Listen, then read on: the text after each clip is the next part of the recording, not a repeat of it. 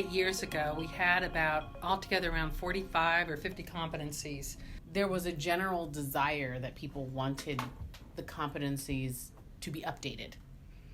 Right. And there was so many that there was some pre-work done to say, here's what everybody's strategic plans are, here's what everybody's competencies are. They have their own competencies, like for departments, and it was just so big and broad that the idea is we're going to build core competencies. Yes, right.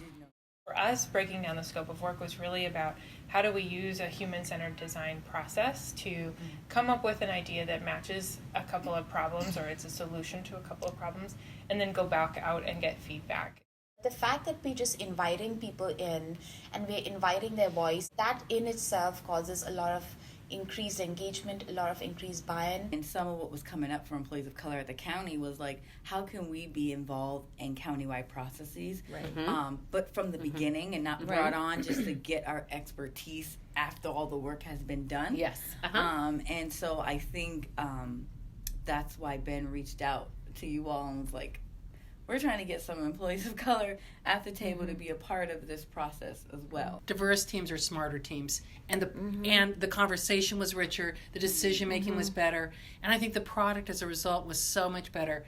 You know, we don't identify with everyone at the table, but they trusted us to represent employees of color. So when we go back and report back to them, they trust that what we're getting from them is moving into this process. We wouldn't have Recently Just if we didn't get your feedback and your voice. We are going to lift up the voices of folks who, even if their voice is the single voice in this many, but if their voice is the part of the group that's been most marginalized or most impacted, we're going to take that voice and we're going to put it as a major centerpiece of what we're doing. And our contractors that worked with us had a great way of compiling the data and walking us through it to analyze it and evaluate and analyze the data.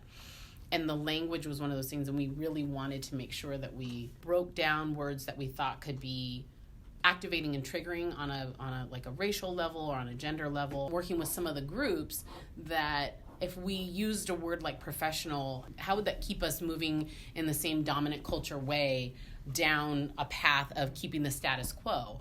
This gave me a new opportunity that you actually care, that I feel cared about as an employee. My thoughts and my mind are important.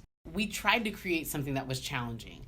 And so this idea was that we're all not going to be advanced or actually doing all of this already. We were let's create something that's going to push us to new limits.